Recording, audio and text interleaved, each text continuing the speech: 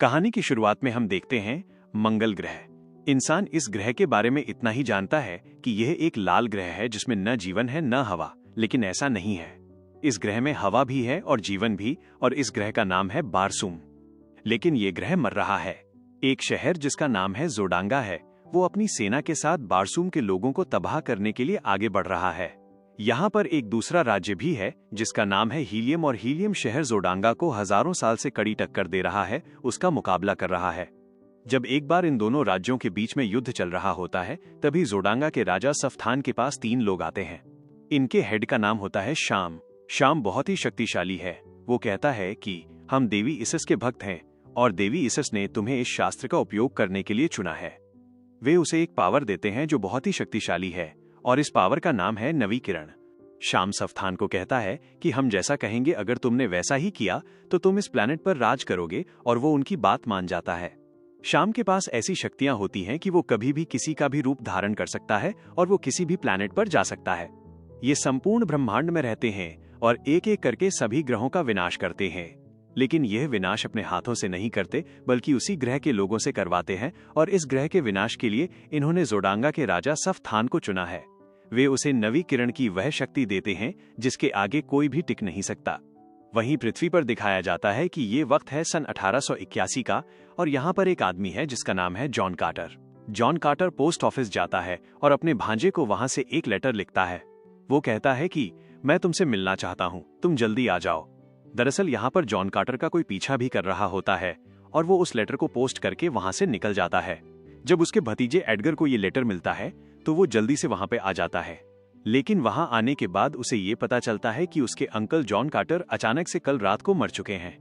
Edgar अपने uncle को बहुत प्यार करता है और उन्हें श्रद्धांजलि देना चाहता है, और जब वो उस जगह जाता है जहां पर जॉन कार्टर के शरीर को दफनाया गया है, तो वो देखता है कि वहां पर एक ऐसा कमरा होता है जिसे बाहर से नहीं खोला जा सकता।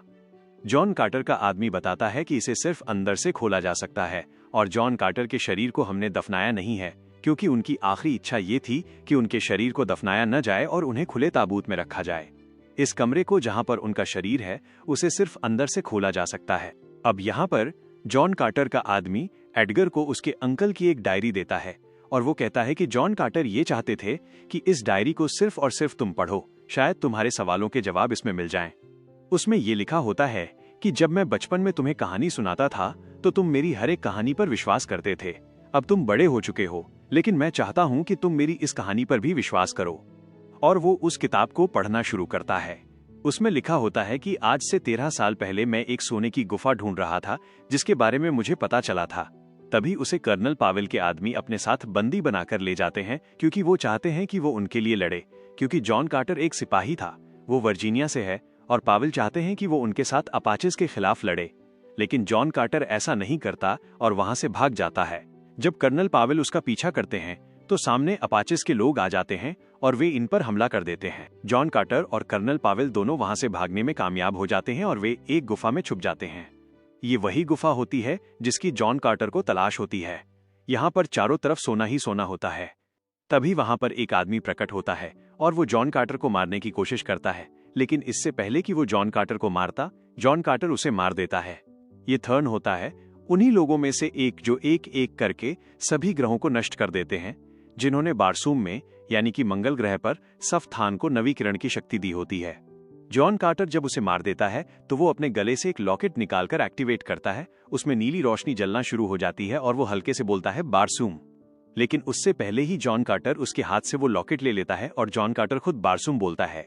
वो वहां से गायब होकर एक बीहड़ में पहुंच जाता है। जॉन कार्टर को कुछ नहीं पता कि वो यहाँ पर कैसे आया और क्यों आया। जॉन कार्टर यहाँ पर ऊंची ऊंची छलांग लगा सकता है क्योंकि इस वक्त वो मंगल ग्रह पर है और यहाँ की ग्रेविटी कम है। लेकिन जॉन कार्टर को नहीं पता कि वो मंगल ग्रह पर यानी कि बारसूम में पहुंच चुका है। जब वो ऊंची ऊंची छलांगे लगा रहा होता है, तभी इस ग्रह के कुछ लोग उसे देख लेते हैं और वे उसके पास आते हैं। ये लोग बहुत लंबे लंबे होते हैं, इनका कद 15 फीट होता है। जॉन कार्टर बताता है, मेरा नाम जॉन कार्टर है और मैं वर्जीनिया से हूँ। लेकिन ये लोग जॉन कार्टर का नाम वर्जीनिया समझ लेते हैं। हालांकि इनमें से कुछ लोग जॉन कार्टर को मारना चाहते हैं, लेकिन इनका जो सरदार होता है वो जॉन कार्टर को नहीं मारना चाहता, क्योंकि उसने उसे ऊंची ऊंची जंप्स लगाते हुए देखा होता है। और साथ ही साथ जॉन कार्टर की इस प्लेनेट पर पावर बहुत ज्यादा बढ़ जाती है, और इसकी वजह होती है इस ग्रह की लो ग्रेविटी। ये लोग जॉन कार्टर को पकड़कर अपने कबीले में ले जाते हैं और जॉन कार्टर के पास जो लॉकेट होता है जिसके जरिए वो यहाँ तक पहुंचा होता है वो भी उससे छीन लेते हैं। इसी दौरान आसमान में जोडांगा और हीलियम राज्य की आपस में लड़ाई हो जाती है। लेकिन अब जोडांगा के राजा सफ्थान के पास नवी किरण की रोशनी की पावर है और उसके आगे कोई भी नहीं टिक सकता। हीलियम का राजा भी ये जानता है, इसीलिए वो उसके सामने एक प्रस्ताव रखता है। वो कहता है कि मैं तुम्हारी बेटी यानी राजकुमारी से शादी करूंगा और इसके बदले में तुम्हारे राज्य को कोई भी नुकसान नहीं पहुंचाऊंगा। हीलियम का राजा इस बात के लिए मान जाता है, लेकिन राजकुमारी इस बात के लिए नहीं मानती और इसीलिए वो छुपकर वहां से भाग रही होती है। राजकुमारी भी युद्ध कला में बहुत माहिर होती है और वो एक साइंटिस्ट भी है। नीचे से थार्क, जो ये सब कुछ देख रहे होते हैं, वो चाहते हैं कि ये दोनों के दोनों राज्य आपस में लड़कर मर जाएं और सिर्फ उनके लोग यानी कि थार्क्स बचें। अब यहाँ पर राजकुमारी इस लड़ाई के दौरान ऊपर जहाज से गिरने वाली होती है और नीचे से ये सब कुछ जॉन कार्टर दूरबीन से देख लेता है। वो अपनी ऊंची छलांगों का इस्तेमाल करके राजकुमारी को बचा लेता है और साथ ही उन लोगों पर हमला भी कर देता है।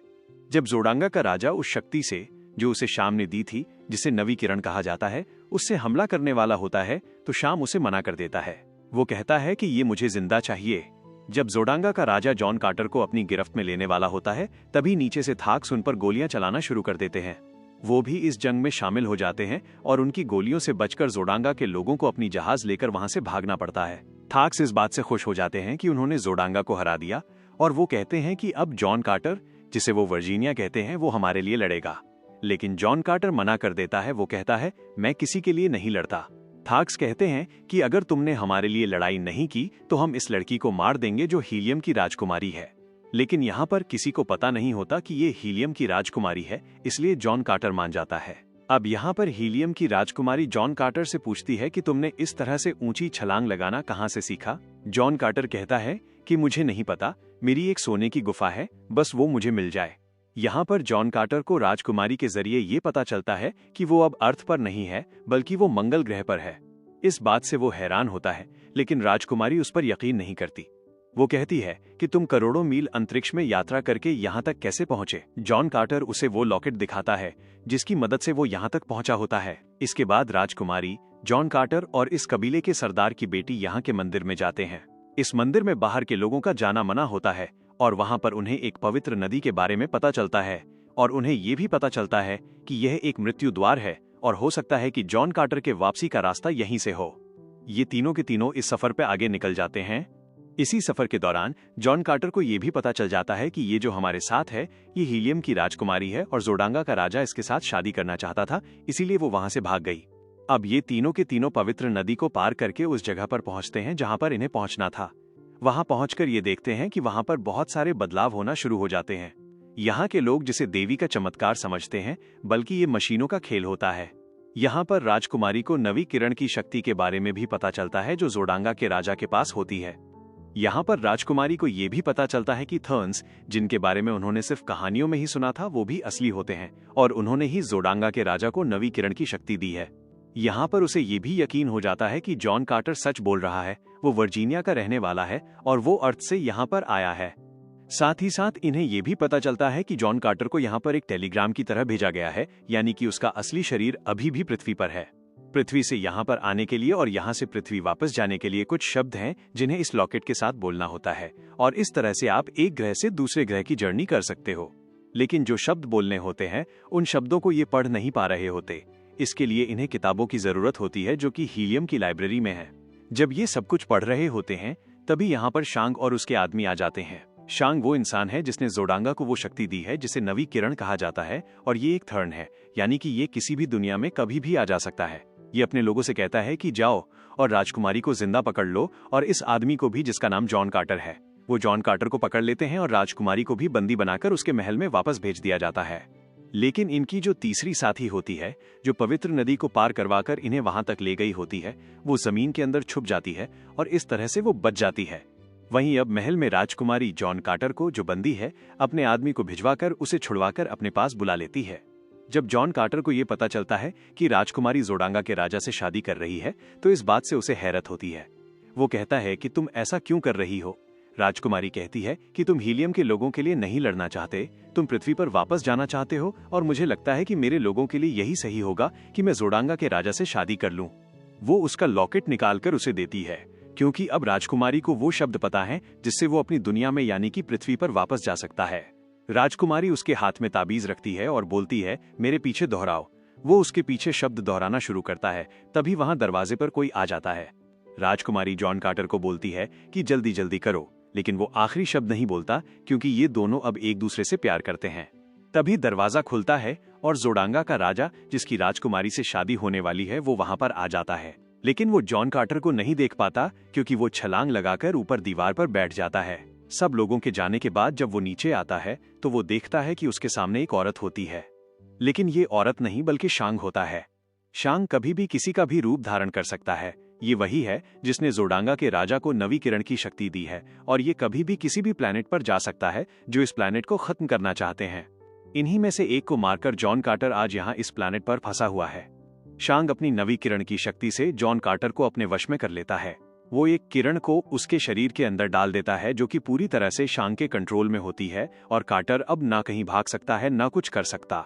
शांग उसे कहता है कि ग्रेविटी की वजह से और तुम्हारी शरीर की बनावट की वजह से यहाँ पर तुम्हारी शक्तियां बहुत ज्यादा बढ़ गई हैं। वह उसे बताता है कि मेरा कोई अस्तित्व नहीं है और इस राज को छुपाने के लिए हमें बहुत मेहनत करनी पड़ती है। शांग एक बूढ़ी औरत का रूप धारण करके उसे उस जगह पर ले जाता है जहां पर राजकुमारी और जोडांगा का राजा शादी के लिए आगे बढ़ रहे हैं। आज रात को ही इन दोनों की शादी है। वो जॉन कार्टर को बताता है कि ये लड़की बहुत बुद्धिमान है, इसने नवीकरण का रास्ता और उसका राज ढूंढ निकाला है। आज रात को जब दोनों चंद्रमा आपस में मिलेंगे तो राजकुमारी और हर उस इंसान को मार दिया जाएगा जो नवीकरण के राज के बारे में जानता है। दरअसल यहाँ पर 2 चंद्रमा होते हैं और दोनों चंद्रमाओं के मिलने के साथ ही शादी की रस्म को पूरा किया जाएगा। कार्टर उससे पूछता है कि तुम चाहते क्या हो? ये सब खेल तुम क्यों खेल रहे हो? तुम जाकर सीधा राजकुमारी को मार भी सकते हो। शांग कहता है कि ऐसे खेल हम इस ग्रह के बनने से पहले से खेल रहे हैं और इसे हम पृथ्वी के तबाह होने के बाद तक खेलते रहेंगे। यानी कि वो इस ग्रह को तबाह करने के बाद पृथ्वी को भी तबाह करना चाहता है। शांग कहता है कि नवीकरण की शक्ति हम उसे देते हैं जो मूर्ख और तानाशाह होता है और जोडांगा का राजा ऐसा ही है। आज जब शादी के बाद राजकुमारी मर जाएगी तो उसकी तानाशाही चारों तरफ फैल जाएगी और वो वही करेगा जो हम चाहते हैं। शांग कहता है कि हम किसी भी ग्रह का खत्म अपने हाथों से नहीं करते, हम बस उसका संचालन करते हैं। ये कह सकते हो कि हम इसी पर पलते भी हैं। हम अमर हैं, हमारी कोई उम्र नहीं है। कार्टर बोलता है, तुम्हारे जैसे एक को मैं पहले मार चुका हूँ। अब ये जॉन कार्टर को यहाँ से कहीं और भेजता है। तभी यहाँ पर जॉन कार्टर का डॉग, जो इसी ग्रह का एक डॉग होता है और जॉन कार्टर का बहुत वफादार होता है, वो यहाँ पर आ जाता है और शांग के हाथ पर लगे गैजेट को, जिससे वो नवीकरण को कंट्रोल कर रहा था, काटने लगता है। गैजेट के टूटते ही कार्टर उससे मुक्त हो जाता है और जॉन कार्टर वहां से उन्हीं के एक फ्लाइंग ऑब्जेक्ट पर निकल जाता है। लेकिन उनके लोग जॉन कार्टर का पीछा करते हैं। वहां पर जॉन कार्टर की वो तीसरी साथी जो उन्हें पवित्र नदी के पार ले गई थी वो होती है और वो उस फ्लाइंग ऑब्जेक्ट पर गोली चलाती है जो जॉन कार्टर का पीछा कर रहा होता है। अब जॉन कार्टर का फ्लाइंग ऑब्जेक्ट भी यहाँ पर क्रैश हो जाता है। जॉन कार्टर कहता है कि मुझे राजकुमारी को बचाना है और इसके लिए मुझे पूरी सेना की जरूरत है। कार्टर थाक्स के पास जाता है जिन्होंने सबसे पहले कार्टर को पकड़ा होता है। वहां पहुंचते ही वे कार्टर को बंदी बना लेते हैं क्योंकि यहाँ का जो पुराना राजा था उसे भी कैद कर लिया गया है और उसकी जगह इन्हीं में से किसी दूसरे ने ले ली है। वो जॉन कार्टर को बिल्कुल भी पसंद नहीं करता और उसे मारना चाहता है। लेकिन जो पहले वाला राजा था वो जॉन कार्टर पर विश्वास करता था। उसे लगता था कि जॉन कार्टर थाक्स का सम्मान वापस दिलवाएगा। लेकिन अब बहुत देर हो चुकी है। अगले दिन कार्टर को और पुराने राजा को एक बहुत बड़े दैत्यनुमा जानवर के आगे छोड़ दिया जाता है, लेकिन कार्टर उसको मार देता है। साथ ही वो उसको भी मार देता है जिसने पुराने राजा को धोखा देकर राजगद्दी हासिल की थी। अब पुराना वाला राजा फिर से अपनी राजगद्दी और शासन को हासिल कर लेता है।